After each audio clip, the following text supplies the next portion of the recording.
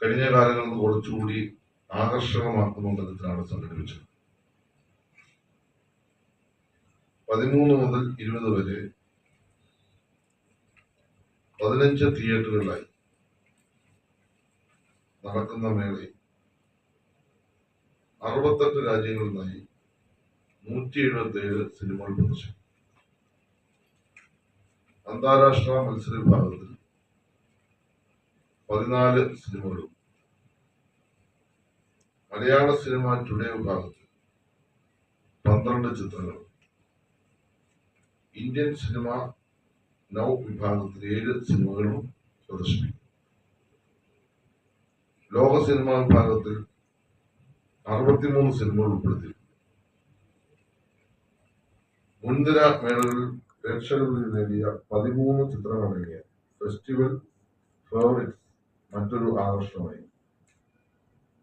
ബാക്കി അതിന്റെ ഡീറ്റെയിൽസ് എല്ലാം ഇങ്ങോട്ട് വരുന്നു. പുരസ്കാരങ്ങൾ ജൂറി മറ്റൊരു പ്രത്യേകതയാണ്. മികച്ച ചിത്രത്തിനുള്ള സുവർണ ചകോരത്തിന് അറിയിക്കുന്ന അർഹമാകുന്ന സിനിമയ്ക്ക് 20 ലക്ഷം രൂപ ലഭിക്കും. അതിന്റെ വിശദാംശങ്ങളും ഈ നോട്ടിൽ നിങ്ങൾ കൈവശിക്കുന്നത്. മറ്റൊരു പ്രത്യേകത ഫോമേജാണ്. മൺമറഞ്ഞ ചലച്ചിത്ര പ്രതിഭകൾക്ക് സ്മരണാഞ്ജലി അർപ്പിക്കുന്ന ചടങ്ങ് മേളയുടെ ഭാഗമായി ഡിസംബർ 14 വൈകിട്ട് 6 മണിക്ക് നില തിയേറ്ററിൽ സംഘടിപ്പിക്കും. നമ്മെ വിട്ടുപിരിഞ്ഞ പ്രമുഖ വ്യക്തികളെ ആദരിക്കും. അവരുടെ സ്മരണാഞ്ജലി എല്ലാം അവിടെ സംഘടിപ്പിക്കാനാണ് ഉദ്ദേശിക്കുന്നത്. ബാക്കി വിശദാംശങ്ങളിലേക്ക്. ഡിജിറ്റൽ ആൻഡ് എക്സിബിഷൻ മറ്റൊരു പ്രത്യേകത. 29ാമത് IFFKയുടെ ഭാഗമായി 50 ലോക ചലച്ചിത്ര ആചാര്യർക്ക് ആദരവർപ്പിക്കുന്ന ഡിജിറ്റൽ ആൻഡ് എക്സിബിഷൻ സംഘടിപ്പിക്കും. അതുപോലെ തന്നെ മറ്റൊരു പ്രത്യേകത, മുതിർന്ന നടിമാർക്ക് ആദരം നൽകുന്ന ഒരു പരിപാടി ഈ വർഷം പ്രത്യേകം സംഘടിപ്പിക്കുക. മലയാള സിനിമാ രംഗത്ത്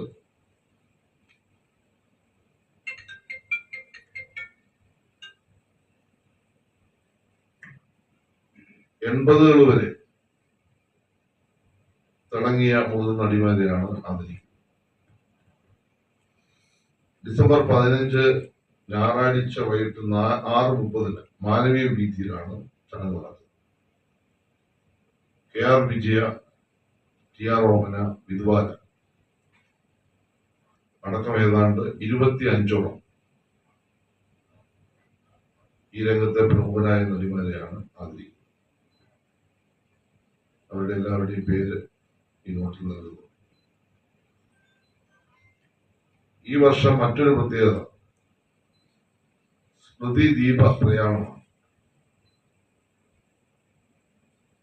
അനശ്വര ചലച്ചിത്ര പ്രതിഭകളായ JC ദാനിയൽ, PK റോസി, സത്യൻ, പ്രേം നസീർ, നെയ്യാറ്റിങ്കര കോമളം എന്നിവരുടെ സ്മൃതി മണ്ഡപങ്ങളിൽ നിന്ന്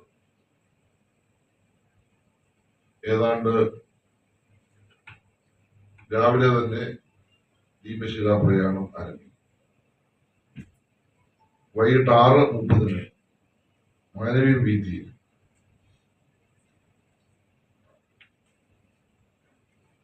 P. ഭാസ്കരൻ പ്രതിമയ്ക്ക് മുന്നിൽ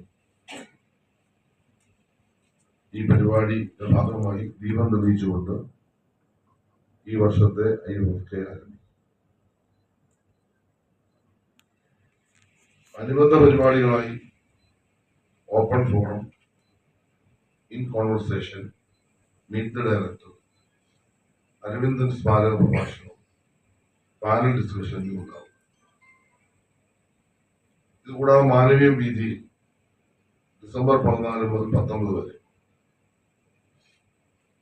മറ്റൊരു പ്രത്യേകത എന്നതിൽ വൈകുന്നേരങ്ങൾ കലാപരിപാടികൾ സംഘടിപ്പിക്കും. അനിത ഷെയ്ഖ്, ദിവ്യ നായർ, പുഷ്പവതി, പ്രാർത്ഥന അതുപോലെ ഫംഗസ് ബാൻഡ്, ONV കൊയർ അടങ്ങുന്ന കേരളത്തിലെ പ്രമുഖ ടീമുകളുടെ സംഗീത പരിപാടികളാണ് സംഘടിപ്പിക്കുന്നത്. 20-ന് നിശാഗന്ധിയിൽ സമാപന ചടങ്ങിന് മുന്നോടിയായി രാജേഷ് ചേർത്തലയുടെ പരിപാടി സംഘടിപ്പിക്കും. ഉദ്ഘാടന ദിവസം 13-ാം തീയതി കലാമണ്ഡലം വിദ്യാർത്ഥികളുടെ കലാപരിപാടികളും ഇതിന്റെ ഭാഗമായി ബഹുമാനപ്പെട്ട മുഖ്യമന്ത്രി ഉദ്ഘാടനത്തിലും സമാപന ചടങ്ങിലും സംബന്ധിക്കും. ഇതാണ് നിങ്ങളുടെ മുമ്പാകെ